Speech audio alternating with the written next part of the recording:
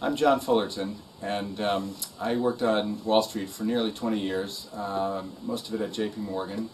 I left there in 2001 and really started a journey of discovery about the sustainability crisis that we face.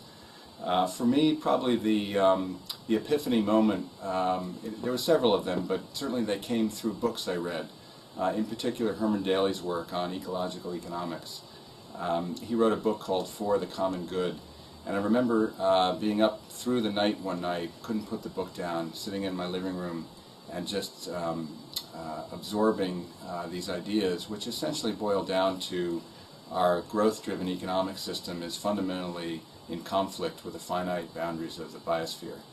And the implications of that struck me as being extremely profound, and it made the environmental crisis understandable in a way that I hadn't before.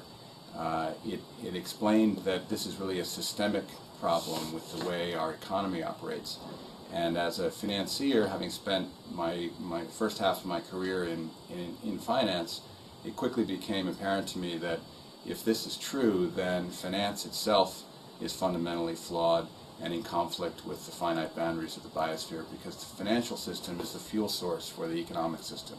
And so if we're going to shift the economic system, we need to think about how to fundamentally transform the way finance works, and that's become really my life work and the reason I founded the Capital Institute. Environmental economics is essentially about the issue of pricing externalities, and ecological economics is a more holistic approach to thinking about the economic system as a subset of the biosphere rather than as a separate system from the planet. And so the mere term externalities suggests that the economy is separate from the biosphere. And what Herman Daly and others have helped us understand is that the economy actually has to be understood as a piece of the biosphere that is a subsystem of the biosphere. And a subsystem of a system doesn't have externalities. It's a self-contained system. And so that's why whether it's carbon in the atmosphere or soil depletion or water depletion, these issues aren't externalities. They fundamentally affect the operations of the biosphere and need to be understood as such. And so in many ways the field of, in my opinion, the field of environmental economics is trying to attack environmental issues from the frame of conventional economics, and is ultimately not sufficient to get us to the transformation that we're going to need to bring in order to find a truly sustainable economic system. Externalities is a big subject, and certainly in the current paradigm we operate out of, internalizing externalities for businesses and governments is a critical and gigantic objective that needs to be done.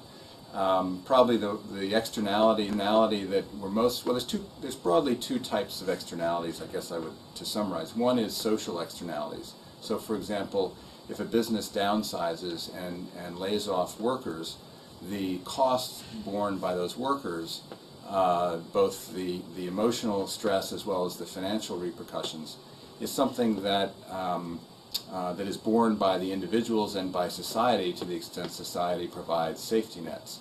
The business itself doesn't suffer the cost of that externality, but clearly society as a whole does. And the second area of externalities, which is probably the one that is most associated with the word, is environmental externalities. The classic, corporation that dumps pollution into a river, and those that suffer are the animals, the fish in the river, the life in the river, as well as the people that live downstream and have a polluted river instead of a clean river running by their houses. Of course, the big example of an externality that we've all focused on recently was the BP oil disaster. And if you think about BP's business model, they have been forced into high-risk drilling activity in the Gulf of Mexico because of the increasing scarcity of alternative supplies of oil. This is big investment capital required, big risk required, and if they make a mistake, which clearly they and the other operators did, the costs of those mistakes are borne by the ecosystem and by all of the people who had, in one way or another, made their living out of the healthy ecosystem called the Gulf of Mexico. Now, some of that externality will be internalized to BP, whether it's the fines imposed by the government, the lawsuits that have already been filed. Clearly, they will be forced to internalize many of those costs. But if we operated an economic system where those costs were truly going to be internalized, then imagine a world where, in order to get the permit to drill for that oil in the first place, BP had to post a bond, and the value of that bond was estimated at the potential cost, worst case cost, the externality cost of a disaster like the one that happened. Now, the cost of that bond would probably be prohibitive, because the ability to measure the damage would be so large that the cost of posting the bond might make drilling for that oil uneconomic. And so that says that we have economic activity going on that fundamentally doesn't cover the cost of insuring for the potential risk of externalities. And yet, since they're external, and 99 times out of 100 we don't suffer those calamities, the economic system operates without those costs being internalized into the system. And another even more glaring example is the financial crisis.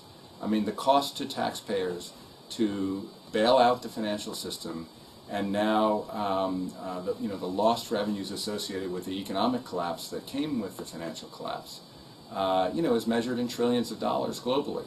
And that cost is being borne by all citizens and future generations of citizens. And had that potential risk been internalized on Wall Street and the firms involved in the subprime business and the financial speculation around that, that activity wouldn't have been profitable or economic to begin with, and it wouldn't have happened. But since we don't require firms to, in a sense, post a bond for the potential risk that their activities may cause, those costs are not internalized, and we have a system where society bears the costs and businesses can operate without paying for those.